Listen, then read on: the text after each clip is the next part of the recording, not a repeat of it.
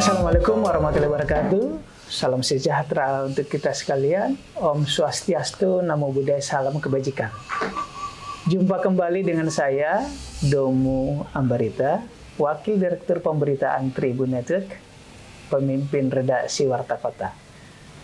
Hari ini kita akan bincang-bincang mengenai pemimpin baru. Nah, kebetulan Tribun dan Warta Kota punya program Gebrakan Sang Pemimpin. Gebrakan untuk para pemimpin yang baru terpilih. Kita tahu Indonesia baru saja menyelenggarakan pilkada serentak di 545 daerah, provinsi, kabupaten, dan kota. Saat ini saya berada di Kota Depok, berjumpa dengan wali kota terpilih, Bang Supian Sari. Assalamualaikum, Bang. Waalaikumsalam, Bang Numu. Sehat selalu. Apa kabar? Kabar baik, alhamdulillah. Segar sekali. Amin. Tahun lalu kita bertemu di ruangan Abang, Siap. si Sekda. Persis kayak gini hari Jumat. Siap. Saya ingat dulu ada senam khas Depok. Iya. Selamat ya, Bang, terpilih ya, Bang. Makasih, Bang Numu, makasih.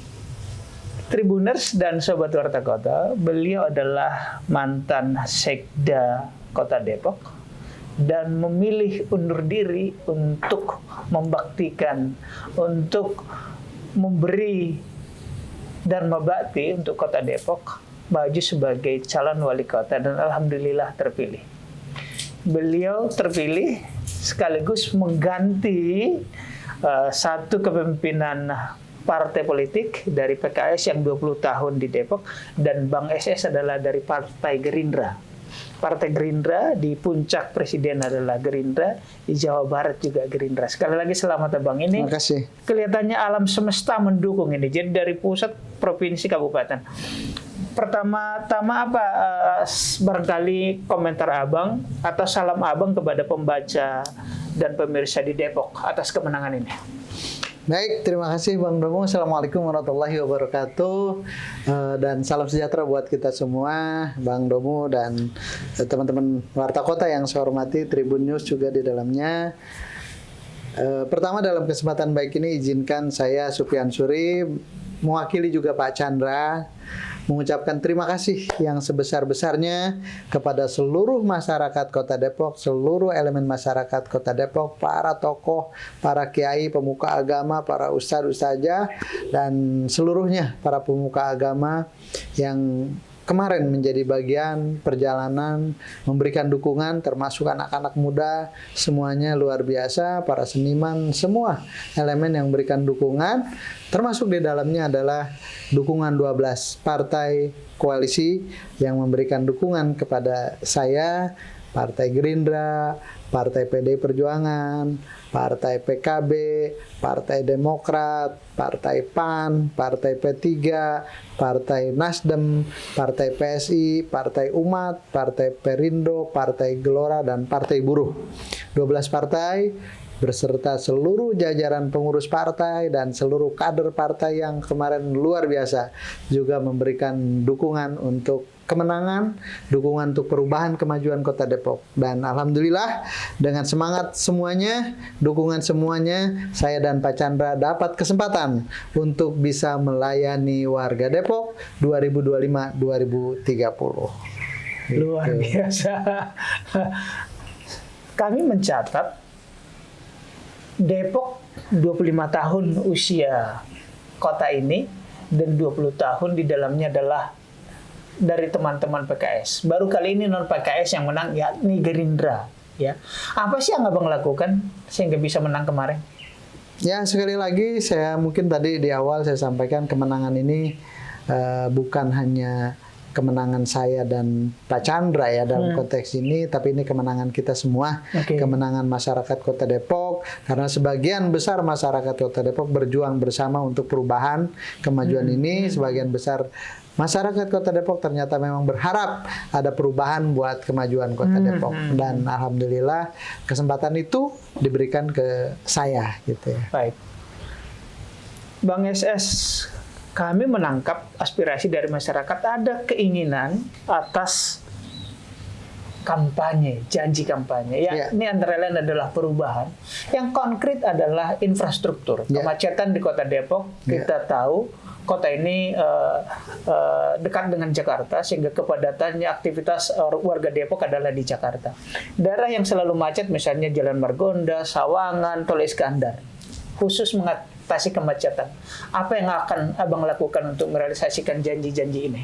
Ya, pertama terkait dengan kemacetan, salah satu ikhtiar yang memang juga kita menjadi janji kampanye saya dan Pak Chandra itu adalah pelebaran Jalan Raya Sawangan. Karena hari ini tol kita sudah melingkari Kota Depok termasuk ke arah Sawangan, tapi begitu keluar dari tol, khususnya Sabtu Minggu stuck, macet. Itu yang menjadi keharusan ya Jalan Raya Sawangan.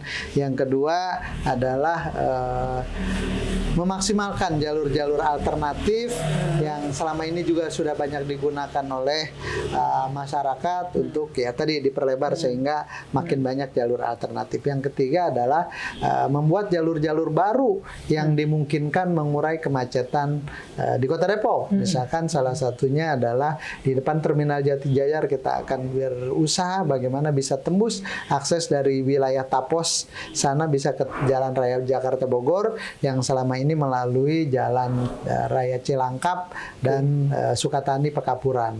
Itu sih beberapa hal terkait. Berarti langsung menuju ke jalan tol ya? Ya, langsung menuju jalan tol. Itu di infrastruktur, Bang. Bagaimana kalau di bidang sosial kemasyarakatan? Kita tahu Depok ini beberapa kali di lembaga kemasyarakatan menyebut Depok termasuk kota yang intoleran. Apakah memang benar seperti itu atau ngarang saja itu lembaga survei?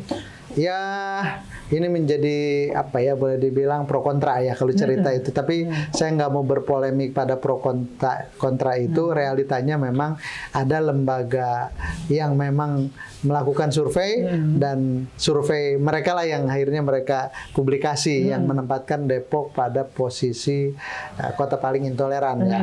Ya buat saya sekali lagi terlepas apapun ini menjadi evaluasi kita sebagai sebuah kota dan untuk itu bagaimana kita bangun kota ini menjadi kota yang inklusif bukan yang eksklusif. Kita akan merangkul semua pihak, merangkul semua kalangan, kita akan sama-sama membangun kota ini dari berbagai aspek tentunya sehingga ya mudah-mudahan seiring waktu ya stigma atau persepsi Depok kota intoleran itu berubah menjadi Depok kota yang toleran. Gitu. Semoga Bang. Amin. Bang, Pilkada Depok tidak sampai ke MK, artinya tidak ada sengketa. Mestinya sebentar sudah bisa dilantik, tapi menurut jadwal dari pemerintah pusat walaupun belum putuskan akan diserentakkan kemungkinan setelah selesai di MK. MK itu selesai bersidang 13 Maret. Berarti pelantikan mungkin akhir Maret atau awal April. Bang, cerita dong kira-kira gebrakan apa sih yang Abang persiapkan untuk Kota Depok? Apakah misalnya membangun blueprint Kota Depok melibatkan konsultan atau apa, atau Abang pikirkan sendiri diturunkan dari visi misi atau apa sih kira-kira gebrakan Abang untuk 100 hari? Ya sebetulnya cerita gebrakan atau program 100 hari sebetulnya memang program kita bukan hanya pada waktu yang singkat itu ya. Artinya buat saya selama ini artinya di proses setelah kita dinyatakan menang bersama Pak Chandra kita sudah mencoba membangun komunikasi. Saya bisa alhamdulillah sudah ketemu dengan Gubernur Jawa Barat terpilih, di sana udah ada diskusi, Pak Kang Deddy Mulyadi. Saya juga alhamdulillah udah ketemu dengan Pak Rektor UI untuk juga kita membangun kolaborasi dengan UI. Saya juga udah alhamdulillah bertemu dengan Pak Wamen Tenaga Kerja. Ya saya juga udah ketemu dengan Pak Wamen Perumahan gitu. Jadi ya beberapa upaya ini menjadi bagian sehingga nanti setelah kesempatan itu atau setelah saya dilantik kita akan bisa banyak program yang bisa kita laksanakan. Udah langsung tancap gas berarti ya. Insya Allah. Jadi itu memang beberapa hal yang ingin kita sampaikan. Termasuk kita pengen banget, saya di beberapa kesempatan saya cerita Depok ini kita ini kota yang sangat strategis dekat dengan Jakarta, tetapi memang kita tidak punya magnet yang kuat yang membuat orang lain datang ke Depok gitu ya. Makanya event-event atau kegiatan, agenda kegiatan yang berskala nasional pengen banget kita adakan di Kota Depok, sehingga ini juga menjadi bagian bagaimana Depok dirasakan kebanggaan oleh masyarakat, Depok diketahui oleh banyak pihak, Depok akan didatangi oleh banyak orang, yang sehingga nanti pada akhirnya kita berharap peningkatan kesejahteraan masyarakat Kota Depok ini bisa makin meningkat. Baik, Bang. Depok sudah dipersiapkan tadi, agar gebrakan-gebrakan dipersiapkan. Bagaimana kira-kira kemitraan dengan Dewan supaya selaras pembangunan? Maksud saya DPRD Kota Depok. Apalagi kita tahu bahwa DPRD kan bukan partai yang mendukung Abang. Bagaimana pendekatan kepada mereka sehingga katakanlah relatif berjalan lancar ini pembangunan Kota Depok? Ya, saya sangat meyakini ya, artinya pertama dari sisi partai koalisi ini udah insya Allah akan sangat mendukung program-program ini, dan saya yakin terlepas mungkin partai kemarin dalam hal ini Golkar dan PKS tidak memberikan dukungan dari proses pilkada, tapi dari proses pembangunan saya yakin juga akan memberikan dukungan yang sama, karena sejatinya kita semua pun berbeda bendera tapi punya niatan yang sama buat kebaikan masyarakat Kota Depok. Itu di kota ya, tapi kita juga bukan hanya dengan DPRD kota, kita berharap juga bisa berkolaborasi dengan DPRD provinsi, dengan DPR RI yang memang juga program-programnya tuangannya pasti di kota kabupaten. Artinya kalau kita cerita provinsi, di provinsi kan nggak punya daerah provinsi, tetap aja dapil-dapil itu menjadi sasaran program masing-masing anggota DPRD provinsi. Begitu juga dengan DPR RI, mereka punya dapil yang Depok Bekasi. Ini yang juga kami harapkan dukungan dari anggota DPR RI, bukan hanya beliau dalam konteks di bidang komisi beliau, tapi beliau juga pasti punya rekan-rekan di komisi-komisi lain, misalkan komisi infrastruktur atau hal yang lain yang bisa mereka support buat kita, buat Kota Depok. Siap. Satu lagi Bang Wali, Jabodetabek aglomerasi dan Depok kayaknya salah satu sentra, terbukti ada terminal Jati Jajar itu yang dikelola Badan Transportasi Jabodetabek ya. Apa program Abang untuk mendukung aglomerasi yang menyatukan Jakarta dan Jawa Barat, terutama dalam hal ini Depok sebagai penyangga kota Jakarta? Prinsipnya justru momen aglomerasi ini menjadi momen buat kita menyelesaikan permasalahan yang hari ini kita nggak bisa diselesaikan skala kota ya.